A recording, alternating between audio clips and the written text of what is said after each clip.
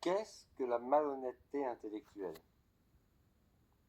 Prenons un exemple facile pour illustrer.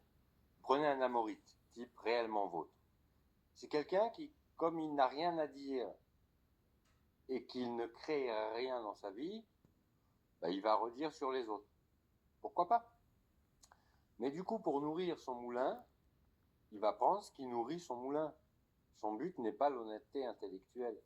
Alors moi, j'ai croisé ce monsieur parce que ce charmant monsieur disait que des couilles. Bon, un endroit où j'étais administrateur, je l'ai enlevé. Il dit que des couilles, c'est pas intéressant.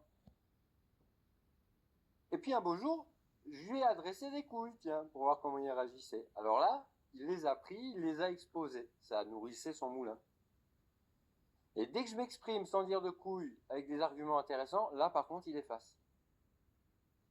C'est la malhonnêteté intellectuelle. Les gens qui n'ont rien à dire ou à créer de leur vie. Est-on plus heureux quand on est gentil? A priori, quand on est gentil, ça veut dire qu'on regarde les autres avec un a priori positif. Ça veut dire qu'on s'apprête à recevoir en retour la gentillesse des autres. Ça veut dire s'entourer d'un halo d'amabilité qui crée sans aucun doute les conditions d'être plus heureux que si on est a priori méchant, agressif et qu'on reçoit en échange la méchanceté. Mais être gentil, ça ne veut pas dire être poire. Ça ne veut pas dire ne pas être aux aguets des risques, des dangers, des menaces, de l'agressivité des autres.